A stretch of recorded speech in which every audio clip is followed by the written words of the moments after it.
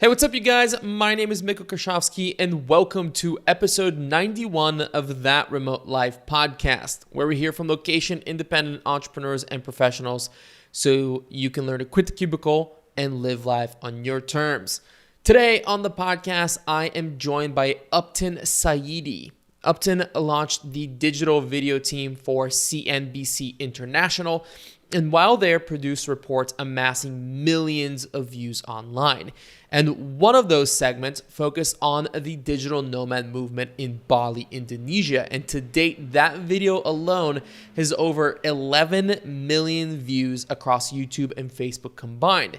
And after that video, Uptin found himself slowly becoming a digital nomad himself. During this interview, Uptin and I got to discuss the background of how his now famous digital nomad piece came to be, why he decided to become a digital nomad after that, and how he convinced a large corporation like CNBC to let him do that. We also got to talk about his recent experience transitioning from an employee to an entrepreneur and content creator, and what that has been like and what advice he would give to other people making the same transition. Before we jump into the episode, however, I'd love to share a recent 5-star review we received from another Tim Jones, who says, "Perfect intersection of digital nomading and fire. Love the podcast. As someone interested in traveling, entrepreneurship, and fire, I'm so glad I found it. Mitko has interesting guests, asks great questions, and is a skilled host." Thank you so much for that review, another Tim Jones. I really, really appreciate the kind words. If you would like to leave a review and get a shout out on the next episode of TRL, I've made it very easy to do so. All you have to do is head over to ratethispodcast.com/TRL and write your review. That's it. It's that easy. If you're enjoying this podcast, leaving a review is one of the best ways to support us. Reviews are still a key statistic that Apple looks at in order to determine how to rank a podcast. So your review will directly help us climb the rank boards and attract new listeners. So thank you in advance for leaving a review if you choose to do so. If you want to check out the full show notes and a list of resources mentioned in this episode, like a link to Upton's offers and some of his new products, you can do so over at thatremotelife.com/episode 91. That's episode all spelled out, followed by the number 91. All right, you guys, without further ado, let's dive into this awesome conversation with Uptin Saiidi. All right, Upton, man, welcome to the show. How are you doing? Thank you. Thank you. It's awesome to be here. Thanks for having me. Yeah, man. Well, like we were saying before we hit record, I've been following you for quite a bit now, and I'm super excited to finally get to talk to you. So I am curious because as somebody who's watched a lot of your videos, I know you used to be based in Hong Kong and now you're in LA. So that's a pretty big shift. What brought you back stateside and why go to LA? Yeah, sure. So, I like to say, the pandemic kind of took a dream job and impacted it. Like I think pandemic has impacted many of our careers. So in my time, I spent 4 years building out the digital video team at CNBC International, and what came with the job, which we'll get into later, was kind of going and filming cool stuff, going to China, going to Vietnam, going to Japan, going to Bali. And obviously during a pandemic, I wasn't able to do that. I was stuck on my couch doing Zoom interviews with different executives and influential people and trying to convert that into good YouTube content. And after a few months, we realized that it just doesn't work, right? It didn't work. Our views were going down. I personally didn't enjoy it. I'm kind of like you and most people listening to this podcast. I like to be on the move. And if I'm not on the move, I need to be in somewhere, in a place that really kind of aligns with who I am and my personality. And so it just got to a point where I could either resist, the pandemic and wait for things to go back to normal, or just embrace the new normal. And I was like, you know what, let me just go all in. And I think, I've been in LA now a few months, and it's been incredible. And it's been a great journey. a lot of people looking at the US from the outside think like, wow, the pandemic is so crazy, the numbers are so high. And while that's all true, to be in a place like California is just absolutely incredible. I feel so blessed because it's a year-round outdoor city. We have beaches, we have hiking, restaurants are all open in the parking lots or in their existing outdoor seating. So I don't feel like I'm holding my breath necessarily waiting for things to go back to normal or get better. Yeah, I think like events like this pandemic or the recession in '08 have this tendency to like trigger change in our lives. Like I always talk about, I'm assuming you're familiar with who Pat Flynn is.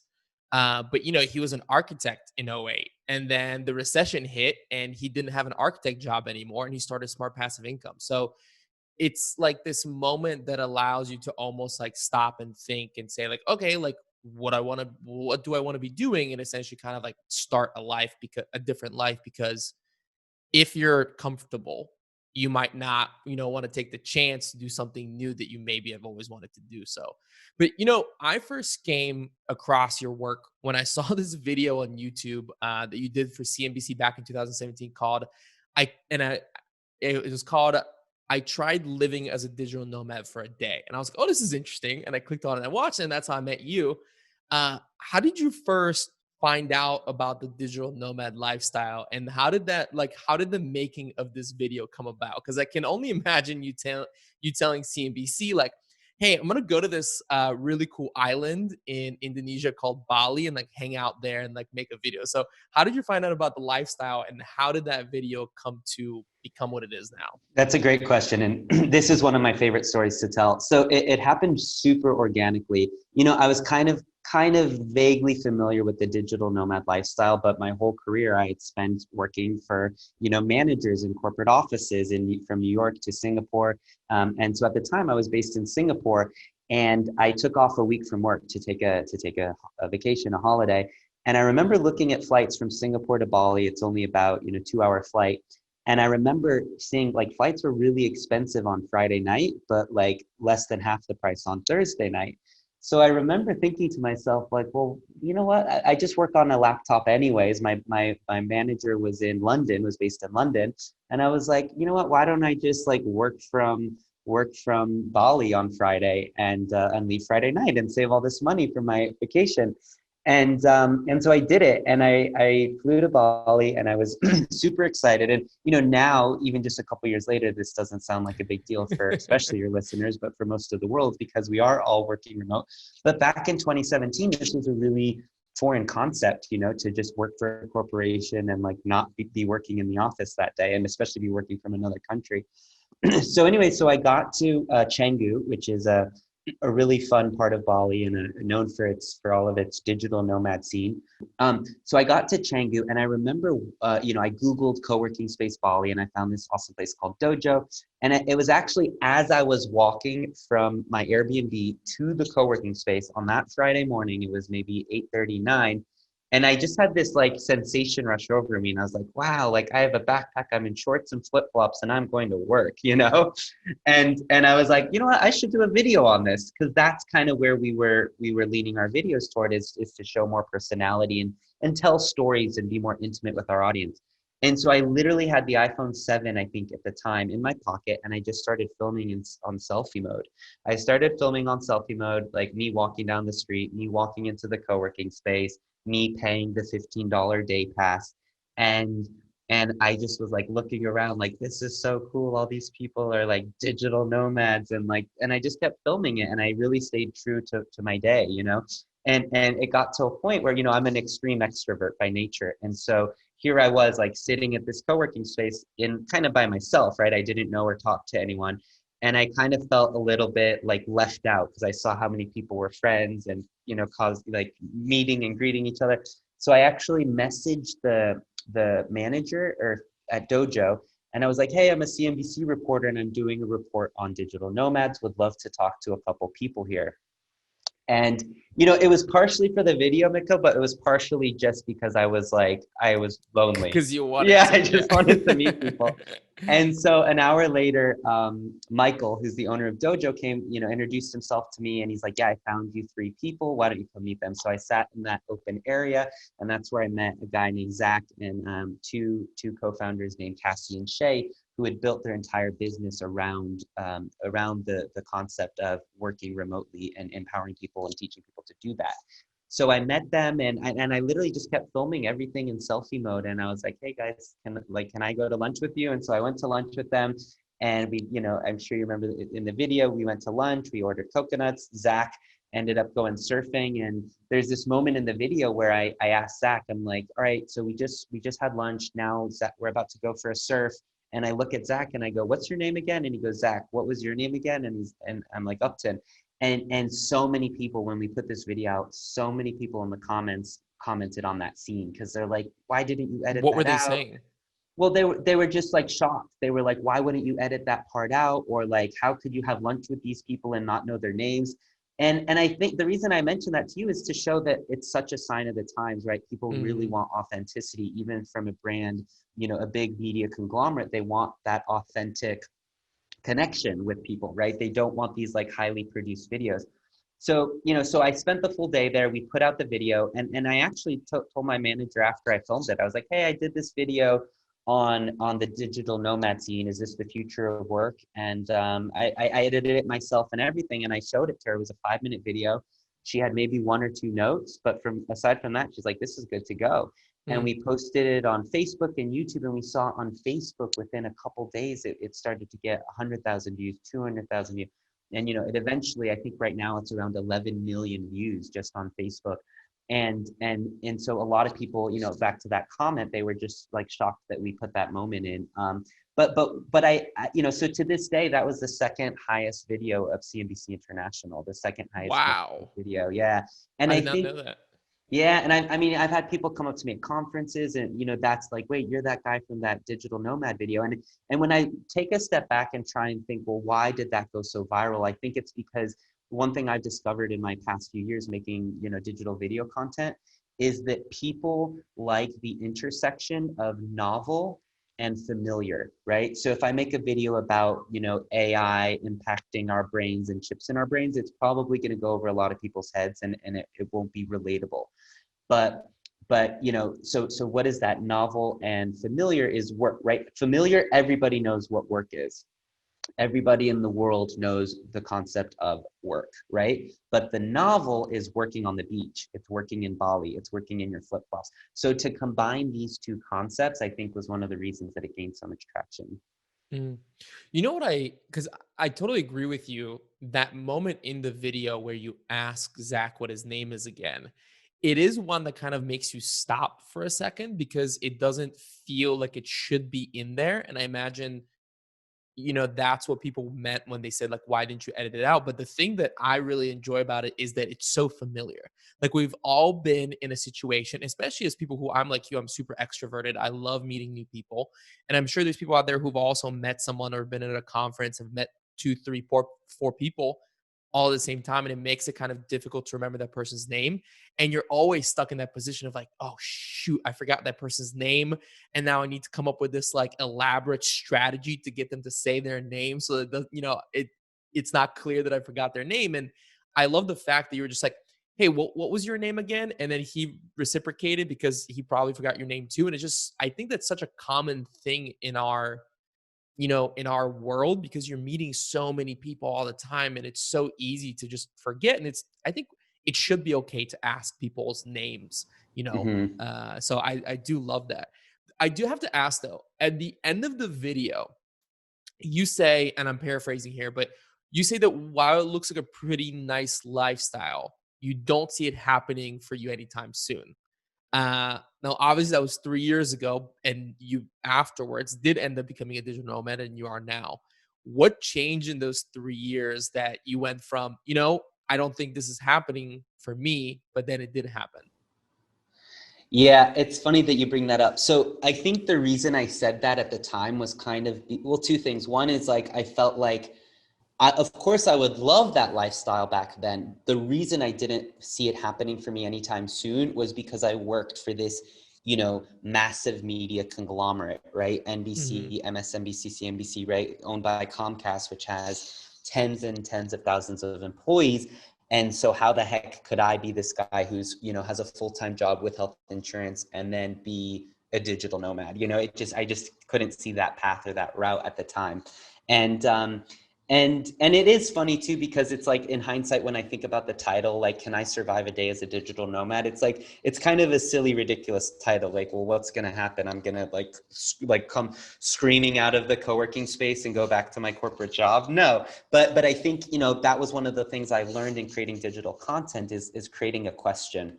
So when you're making videos, like, can you create a question so you bring your audience, your viewer, along with the journey?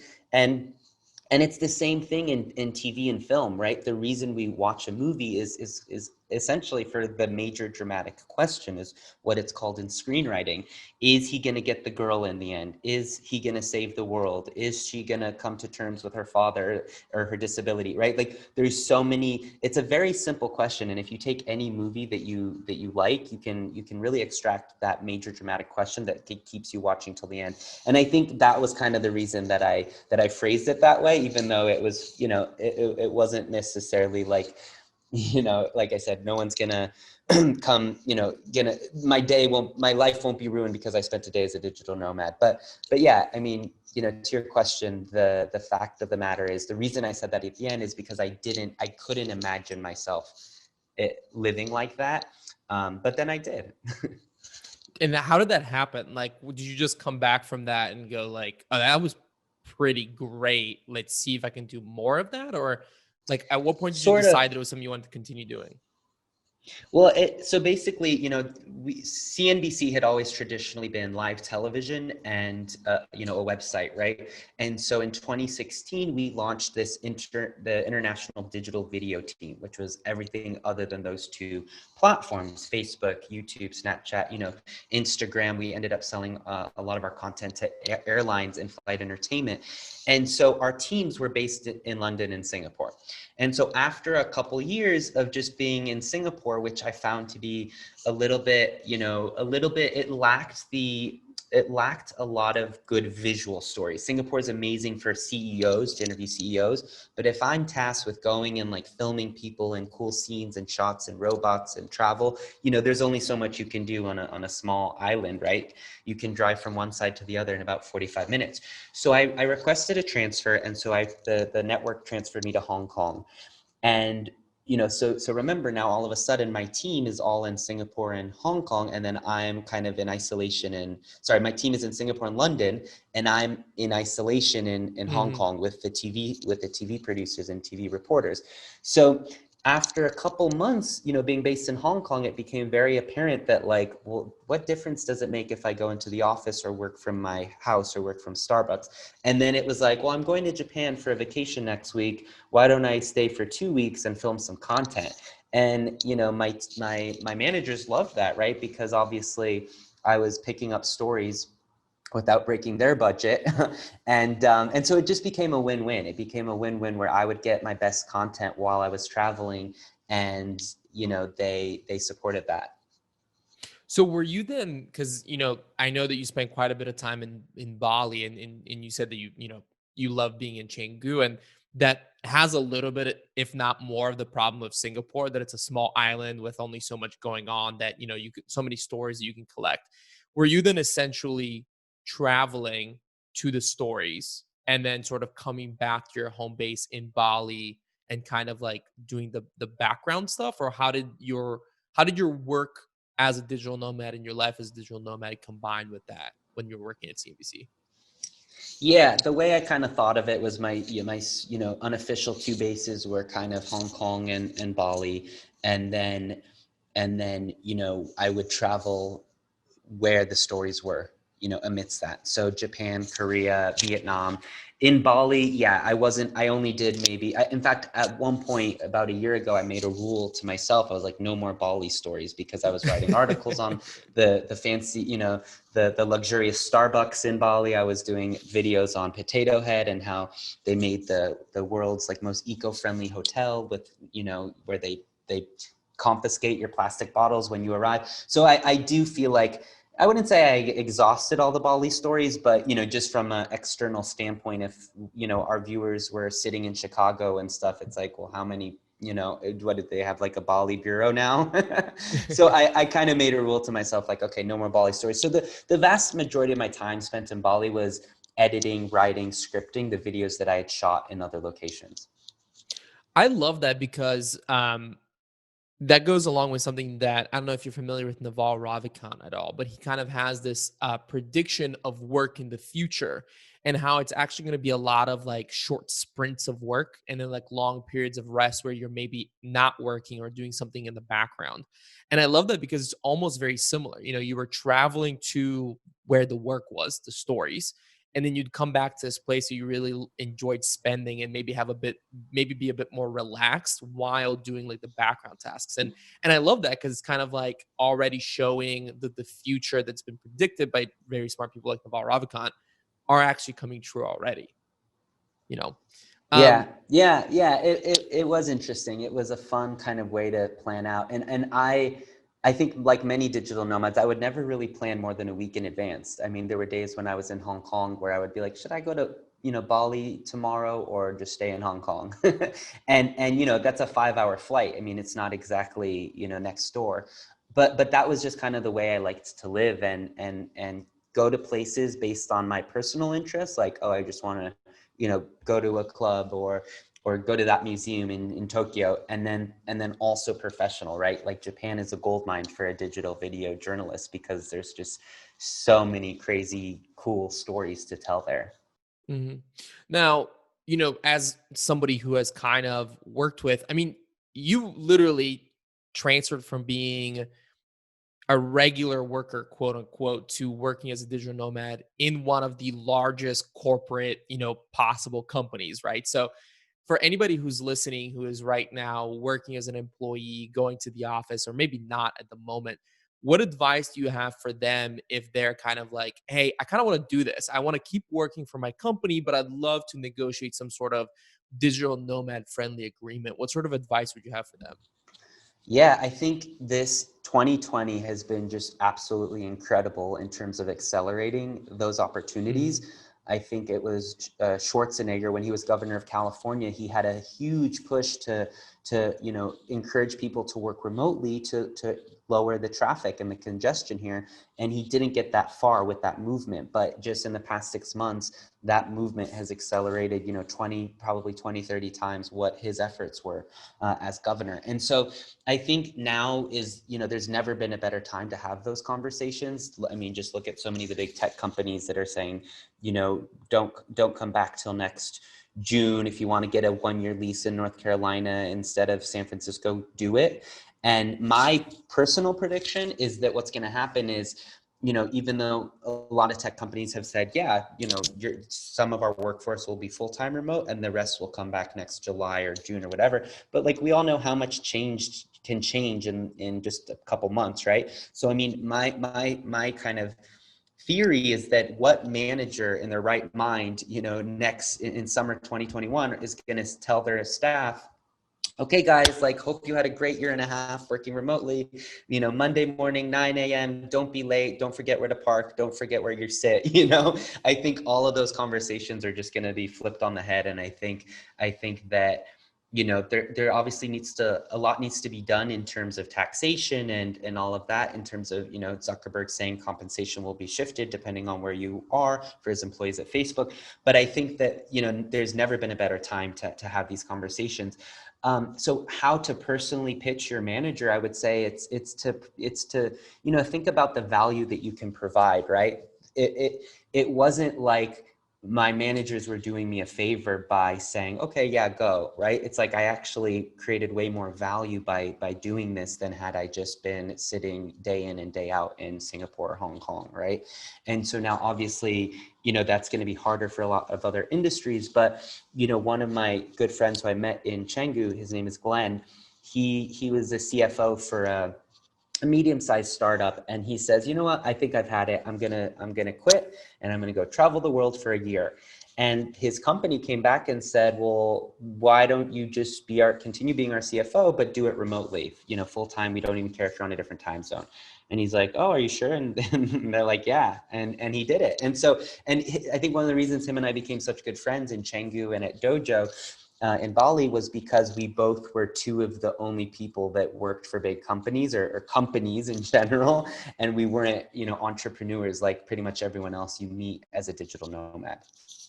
Yeah, I think that's a really interesting point because I actually even tweeted this the other day. It's, I think the previous sort of digital nomad wave was all entrepreneurs or freelancers, right? And I think that the next wave is going to be employees, especially because of what COVID's done is now all of these companies not only are the workers saying, "Hey, this is pretty nice. I don't need to be stuck in traffic. I don't need to go into the office. I don't need to wear a suit and tie, whatever." But all the companies are saying like, "Hey, this is pretty nice. Our margins are higher. We don't need to have as big of offices or any offices at all. We can now, hire nationally or even globally instead of just like whatever this location is so we can get better talent." So I think both sides are now in this weird place where they're like, we don't want to talk about this just yet, but I think this might be better. Do you know what I mean? So I agree with you. I think this is the best time if you are somebody who wants to work remotely and is enjoying this. Now is the time to talk about it with your company because hey, it works. You've proven that it works, so you might as well do it. And the other thing to mention as well, and I'm curious your opinion on this. I've had friends reach out to me and they've said like, hey, like, I know you're a big fan of this whole working online thing, but I really hate working from home. Like this whole like working from home during quarantine thing. Like, I don't know how you do it. And the thing that I tell them, and this is what I'd love to hear your opinion on, is what we're doing right now in terms of remote work is not remote work that we're used to or that we'll likely be doing in 3, 4, 5 years because you're kind of stuck at home. It's not as nice to go to the coffee shop or a co-working space. You can't really get a lot of the benefits of the remote work that we've enjoyed, that you and I have enjoyed up until COVID hit. What do you think about that? Do you agree that, kind of the experience right now isn't what the experience will be in 5 years as kind of things start opening up? Yeah, absolutely not. I think anyone who thinks that digital nomading is synonymous with working from home is mistaken. And I'm glad you brought that up because I'm not at home right now. I'm at a co-working space in Los Angeles. I mean, after about a couple of weeks of getting back to the US, I joined this incredible co-working space, and it's meant for maybe 500 people, and I've never seen more than 10 or 15 people here. But I need it. I'm twice as productive, if not 3 times more productive. I have met a couple people, but obviously it's pretty empty. And same thing when I'm in Bali, when I've spent a week in Turkey. I joined I got a day pass to a co-working space for 4 days. I went to Seoul, South Korea, same thing. I joined, I was able to get a 1 week pass to WeWork. So I think that, you know, definitely agree with those people that say that, especially if you're an extrovert like me, working Mhm. from home or working from my hotel or even working from my Airbnb in a cool foreign country. It's not an option. It just doesn't work. So for me, I've always found the value in joining a co-working space and paying for that because, part of it being my productivity, part of it being the experience and the people that you meet.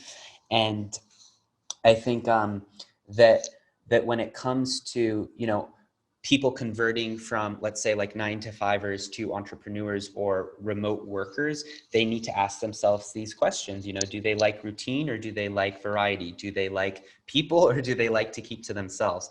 But absolutely, I don't think that the whole work from home, especially in pandemic, is indicative of what that experience is to be a digital nomad. And I think that we're starting to see.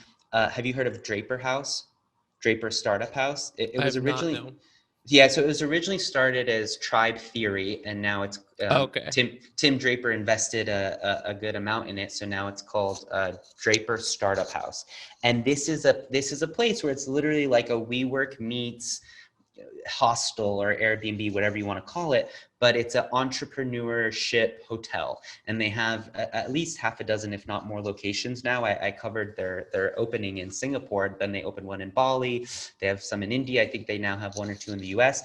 And I just love this concept because I think one reason stopping a lot of people from saying, "Hey, I want to be a digital nomad and go travel the world," is community, right? It's Mm-hmm. easy to get on a plane. It's easy to find an Airbnb in Tokyo, in Taipei, in Istanbul, but it's not necessarily means you're going to have any community. Are you just going to sit alone and work all day on your laptop, then eat dinner alone? Like, who wants to do that? I mean, some people do, but if you're an extrovert, absolutely not. That sounds terrifying.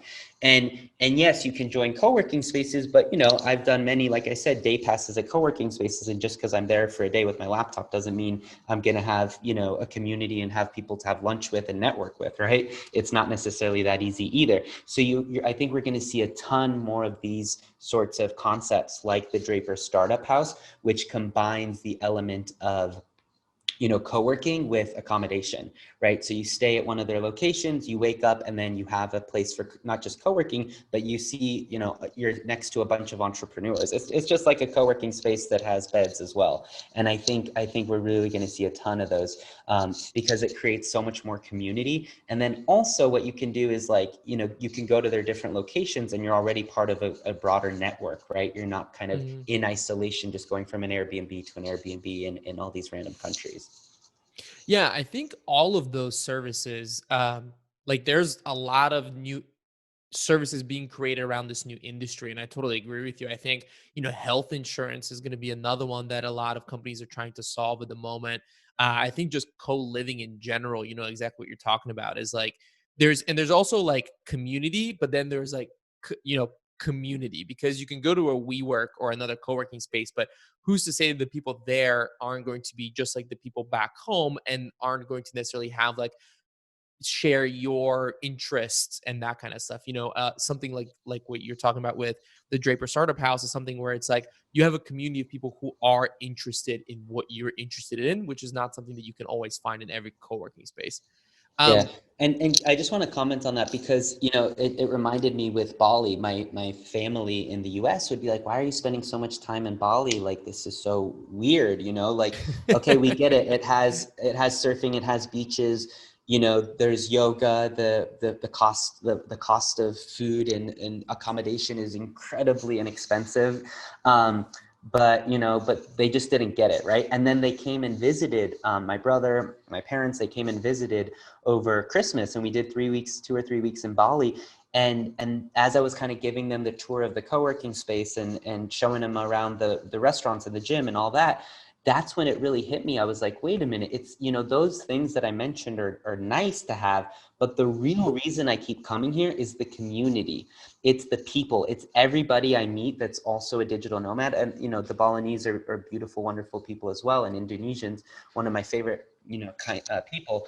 But the digital nomads that were coming from around the world to work and live there for months at a time, they were all not okay with the status quo in their home countries. mhm. They weren't okay to just do work 9 to 5, get a mortgage, get married, and have some kids.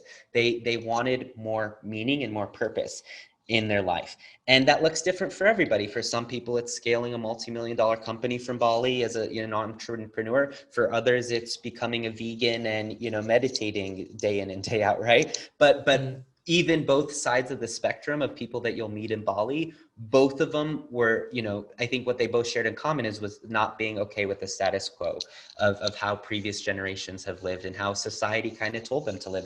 And that's what I resonated so much with, was like knowing that anybody I met would just be like kind of, have that little fire in them. And to me, that was just honestly invaluable. Yeah, maybe like the way in like you have the same goal, but maybe the way in which you're going after the goal is different, right? Like you don't want the regular thing, you've seen it, you don't want it, and maybe the way in which you go about it is different, but you kind of are both going after. And I totally agree. I had the same thing. I actually I like the way that you put it really like a lot, but I have always called it I like people that are on the fringe. People who kind of maybe they are thinking along the outside of the box. Do you know what I mean? And there's almost this um, like people who maybe listen to this podcast have heard me say this. Like I get a fizz, like there's really cool places that I go to and I can't explain it to you. There's something inside that's like fizzy, and I like this place. And I feel the same way about people that are on the fringe. Exactly, you described that. Have decided that what they want isn't what's regular. They don't want the white picket fence. They want something different, whatever that different is. I really love that. I am curious now that you've sort of to kind of shift a little bit. You've left CNBC, you left Hong Kong, you're in LA. What are you working on now? What are sort of the things that you're pursuing in your life and in business? Yeah, so right now I've launched my own channels, my own content across Facebook, Instagram, TikTok, and YouTube. And the premise of my content is doing similar videos to what I was doing at CNBC. So now I'm focusing on videos about tech, money, and cultures as well. So not we can't. I'm not calling it travel, but exploring different cultures. So some of the best, most rewarding videos I did at CNBC were like going covering China's tech scene and how these big tech conglomerates are really coming onto the global scale. Huawei, right? When I moved from New York to Asia in 2016, no tech companies were coming in or out of China. And now, as I leave Asia, 4 years later, you have two of the four biggest smartphone makers are Chinese, the fastest growing social media app, Chinese. And so a big part of my experience has been covering the China tech story and China's growth, in Australia, investing in Europe. So there's a lot of content that I'm very passionate about globally that I'm continuing to create. I just launched officially just a couple weeks ago, and it's been quite exciting.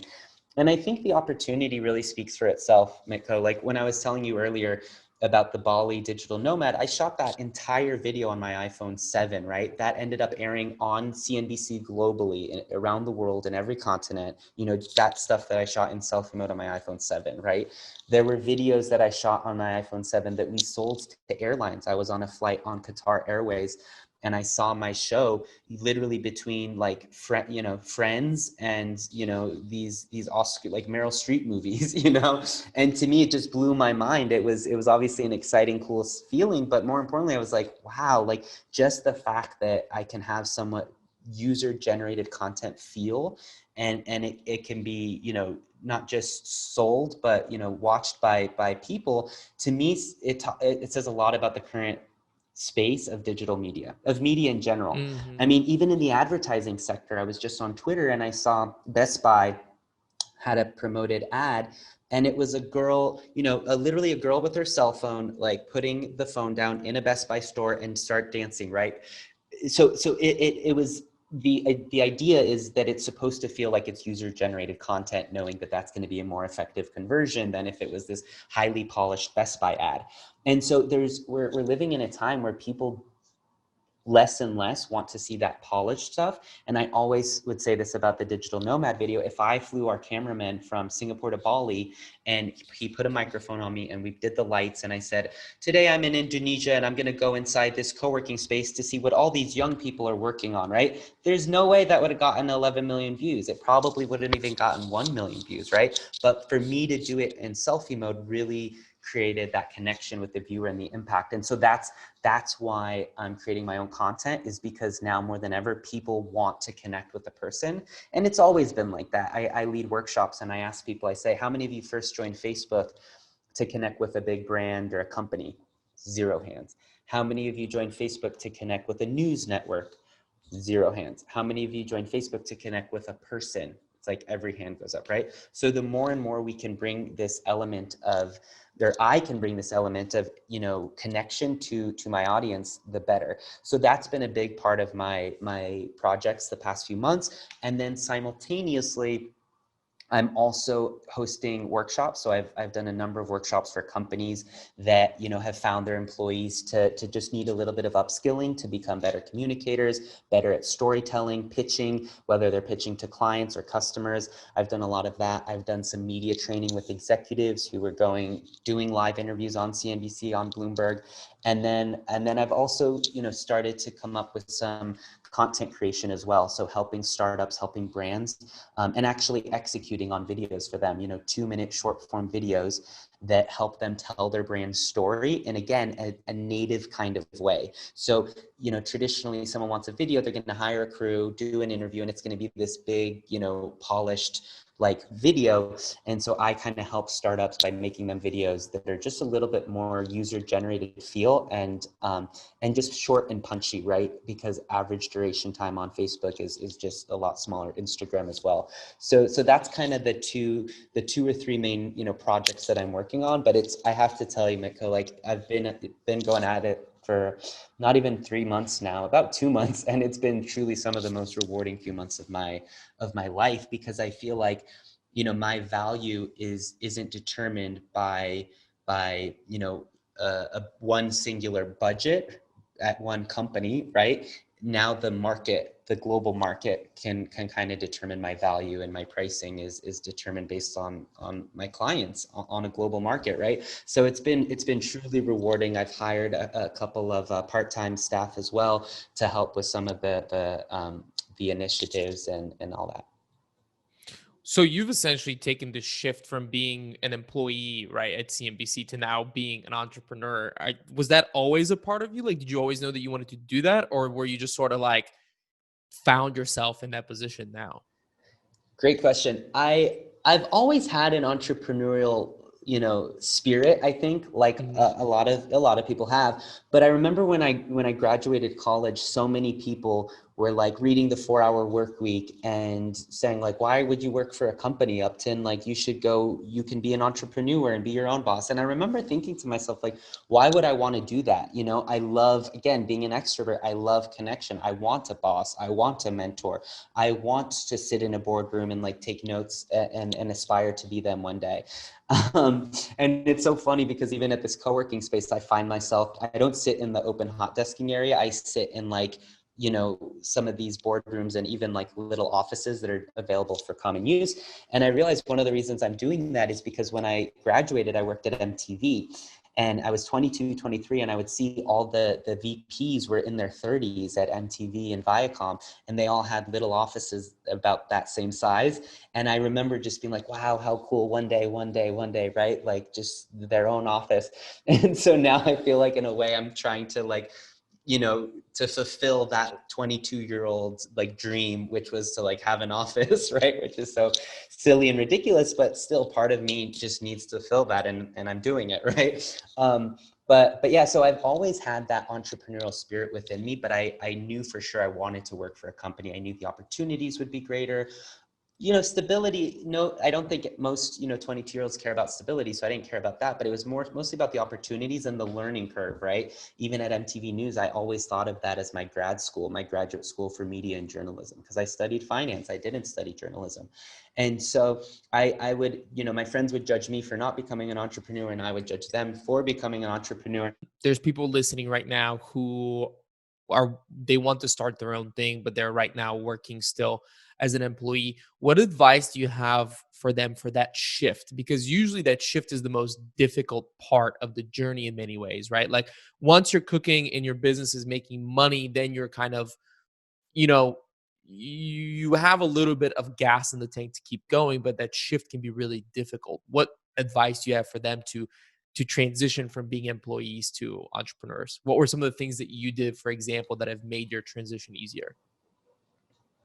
Great question. I think a lot of it was actually humbling myself, to be honest. And, you know, I think especially coming as a CNBC journalist where, you know, 99% of the time I could email somebody and they would reply and say like, hey, yeah, what, you know, I either, right. I mean, if a reporter emails you, it's either like a good opportunity to be featured, or you gotta, you know, protect your, you know, defend and protect. So, you know, coming from that space for 7 years, I was a reporter. and journalist for CNBC. So coming from that space to all of a sudden, you know, being my own brand and reaching out to VCs and kind of, you know, to touch base and talk to them, it did require a humbling, right? Where it's like, well, now I have to like be like, hey, can we get on the phone? Hello, can we get on the phone? And so the humbling, I think it would have happened either way in time, but I kind of listened to some podcasts and try to accelerate that. And so I think if you're coming from a background where you might have a certain status within your job, within your manager, and then all of a sudden you're an entrepreneur, you might lose a lot of that status, right? And if you have too much ego associated with that status, it's going to be a lot harder. So, you know, even the editor that I hired for my content creation, I kind of went into our meetings, you know, okay, well, you know, the past couple of years, I've made videos and edited videos that have generated more than 100 million views, right? That was kind of my status. And you're the editor that I've hired. And then, you know, he blew my mind with the kinds of things he knew about YouTube and optimization and just so many different things. That I'll, you know, after a couple of meetings with him, I started to just shut up and shift my focus, and then started asking him. I said, okay, well, what do you think? Well, what do you think for subtitles? What do you think? You know, and it really kind of changed the conversation. Again, I went in as though I'm the expert and here's what I need you to do, to all of a sudden, like, what do you think? Here's what I'm thinking, but what do you think, right?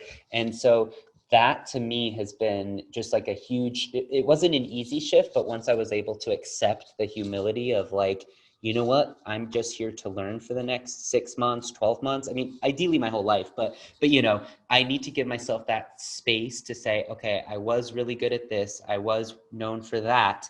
And now I'm just an entrepreneur and I need to humble myself. I need to ask for help. I need to ask for opinions. I need to, like, you know, get on the phone with people and say, this is what I'm doing. What do you think? What do you see is wrong with this business model or this service offering that I'm offering to my clients? And so, yeah, it's really, it's like a lot of humility. I think the sooner you can kind of get to that, and yeah, the sooner that you can get to that, the better. And it's all about expectations too, right? I think a lot of people might think like, okay, it's going to be hard to be an entrepreneur. But for me, the whole humility thing and humbling yourself just never really occurred to me. I actually thought it would be the opposite. I thought it would be like, oh, I'm an entrepreneur. You know, I'm the CEO of my own agency, right? Like how cool is that? And then in reality, it's like, you know, and there is a little bit of that, but it's mostly just like, okay, like, let me figure this one out. Let me ask some people why this isn't working. So, in terms of like percentage of business, to phrase it that way, are you mostly like funding the transition from client work, and then kind of like taking like some of the time now that you're self-employed into creating videos? Is that kind of like how it's working? Exactly. It's about 50-50 of my time. So 50% of my time is working with clients, and that generates, you know, revenue plus doing video creation for clients. I'm also talking to some, you know, established media companies as well about freelance projects that I might come in and do a 5-part video series for them. So that's the nice revenue generation. And then the cost center becomes, you know, paying my editor and creating these videos. And even that, you know, like putting out a video on CNBC and seeing it get 100, 200, 500, a million, you know, 1,000, a million views, right, in a couple days was not uncommon. And now it's like starting my YouTube channel and seeing the video get 43 views. And, you know, I literally started with 0 subscribers. That took a lot of humility, you know? And I told myself from the beginning, it's like new video comes out every Monday, Wednesday, Friday.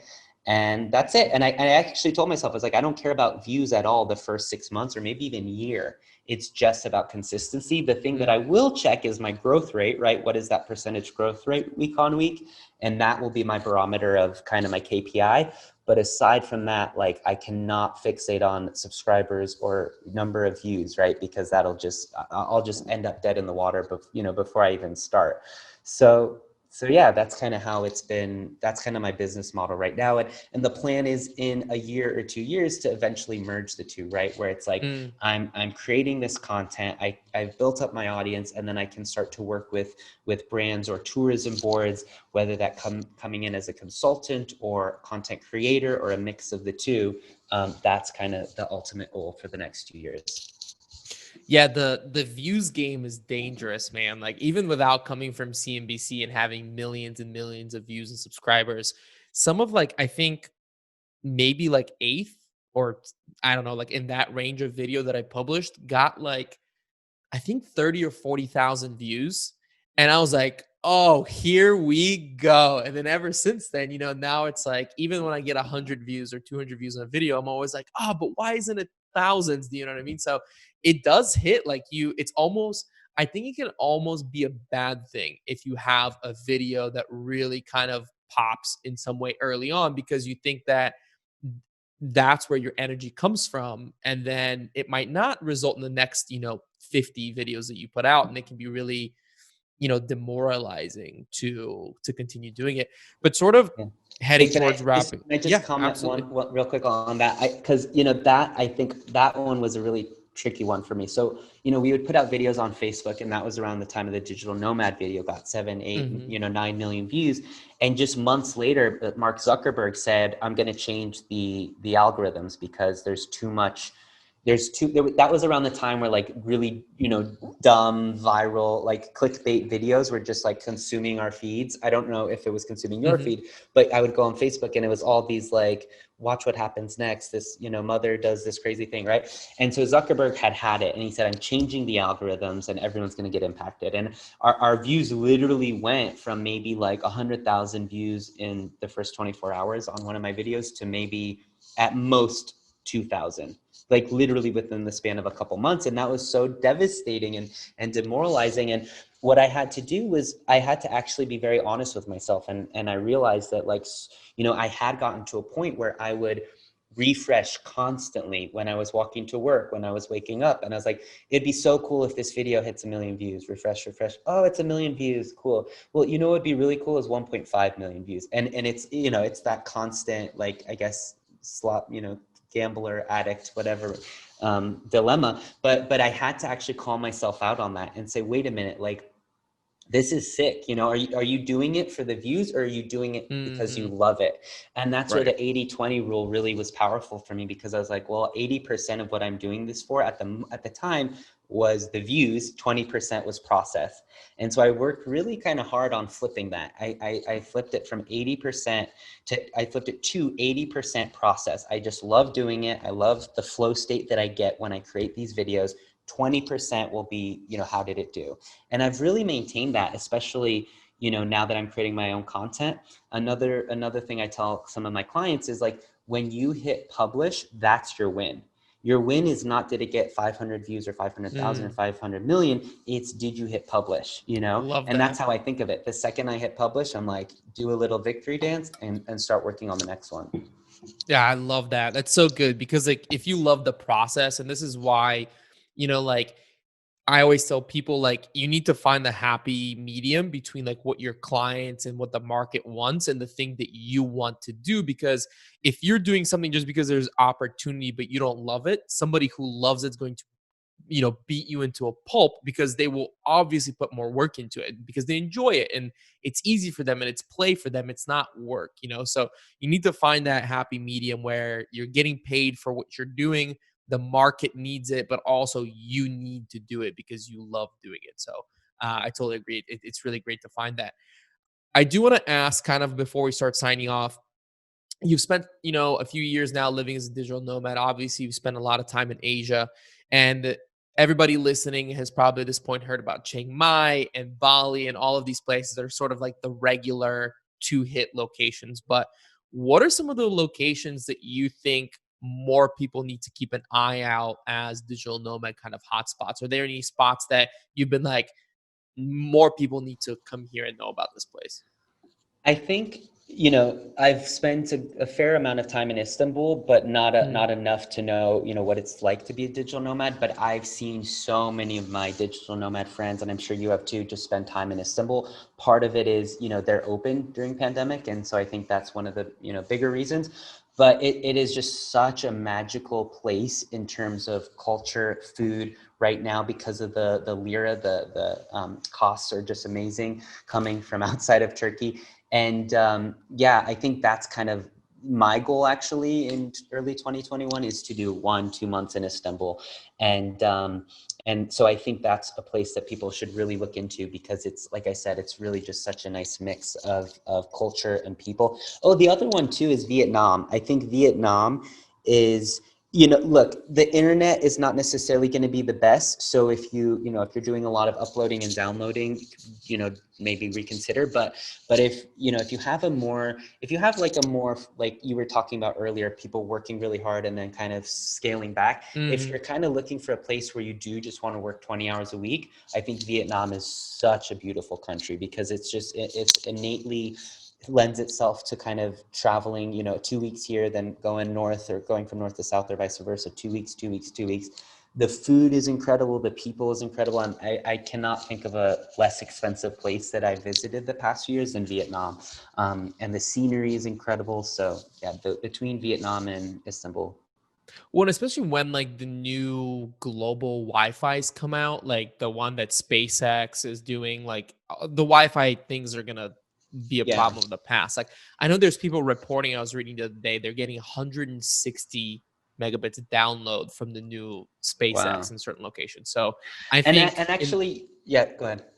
no, I was gonna say I think in the next 5 years they're moving so quickly that in Yeah. 5 years I don't think we're even gonna think Wi-Fi as like a problem. That's a great point. You're right. I think just on default, so many people bring up Wi-Fi, but it's like funny, because now, as you say that, I'm thinking about, we were literally in a van in northern Vietnam, and this big van with my parents, and the guy said, "Here's the Wi-Fi," and the connection was incredible, and we're literally Hmm. cruising down, the highway in the middle of the farmlands. And my dad literally was like, "In the U.S., we could never have Wi-Fi like this in the middle of a highway." So you're right. It's probably not so much of an issue, actually. There are a lot of locations that you would think don't have good internet, but almost for some reason they like skipped. Do you know what I mean? Like maybe in the 80s, 90s, they weren't very tech developed, but they almost like leaped, like positions and they have really good Wi-Fi. Like for example, I was born in Bulgaria and I still spend quite a bit of time in Bulgaria.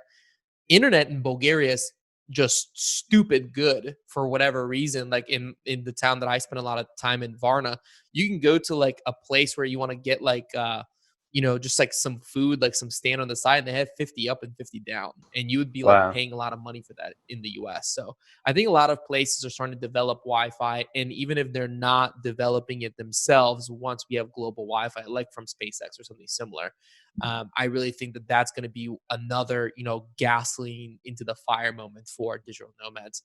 Now, last question, and I gotta ask this before we jump off because you've interviewed Gary Vee not once but twice, and the second time you even three times. Okay, I missed one interview. Okay, but I know that in one of them, I don't know if it was the third or the second, you made me durian, which was hilarious to watch. Which, if people don't know what durian is, they should look it up. It's like the smelliest fruit ever.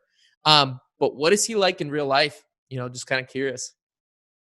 Oh my God. So Gary Vee, and I don't say this about a lot of people that I necessarily meet in real life, but Gary Vee was like and every time I met him, I've met him 4 times. Every single time he was just like the nicest, sweetest guy you can imagine. Like, you see him all over, social and everything, and videos, and you assume that he's going to be more or less the same, but I don't know how, but he's even like a sweeter guy in person. And I don't even know how someone can be.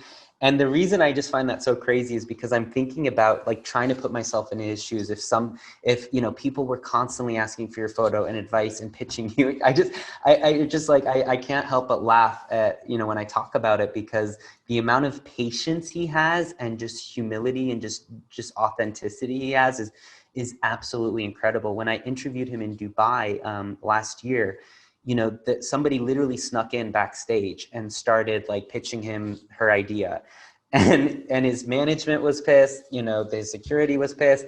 I was pissed because it was cutting into my like interview with him. And Gary was literally just so patient and genuine with him. His mind was literally with her. It wasn't like, I should be nice because there's cameras, or I should be nice because Mm. you're human. It was just, he just like treated her as if she was one of the VIPs who paid to be there. And to me, and I can imagine his management would be a little bit more frustrated, but to me, that's like the ultimate sign of just like an incredible, awesome human being, leader, yes, but just like human being. is just, yeah, it really, it's just an inspiring moment to see something like that. Yeah, I always think about, I read somewhere that Tim Ferriss was in a bathroom, like at like a urinal, like using the restroom. And somebody walked up to the urinal next to him and started pitching like whatever idea he had. And I guess Tim just turned to him and was like, not the time, dude. Like, this is not the time to do this. So I can't even imagine, like, I think Gary Vee's even like above that in terms of like investors. So I can't even imagine what he has to deal with. So that's a great point. Well, man, I've had so much fun talking to you. Thank you so much for taking the time to be here. If people want to check out, all the work that you're doing online, where can they find you on social media, and where can they watch and subscribe to the YouTube? Yeah, absolutely. Just at Uptin. So that's at UPTIN. That's my handle on Instagram, and then youtube.com/Uptin. And yeah, love connecting with people. And I know that you had said you're doing some PR, and you did mention you have some media work. You did say to me that you have an offer for anybody who's interested in doing some work for that, right? What is that? Yes, exactly. So I just recently launched. So basically what I found is that, most early stage startups, they don't have budget for a PR agency, right? For 5, 10, 15 grand a month, which is usually Mhm. on average what it costs. So they end up doing no PR at all. So I just launched a recent program, which basically I have a 2-week and a 4-week option that teaches early stage startups, or even I've worked with a lot of personal brands as well, like coaches and things like that. It teaches you exactly how to craft your brand story. You become crystal clear on your brand story. So we work one-on-one with me individually. And then from there, I teach you exactly how to pitch a journalist. And in some cases, I'll write that initial outreach for you and teach you how to think like a journalist, with the fact being that, for 7 years, I got, between 50 and 100 emails a day with PR pitches, right? So I know exactly how to stand out from the noise and how to create impact and get a journalist to buy into your story. So I have a program that's a one-off that I'm offering. I just launched it about 2 weeks ago, and I'm happy to also offer any listeners of this podcast 20% off of that program as well.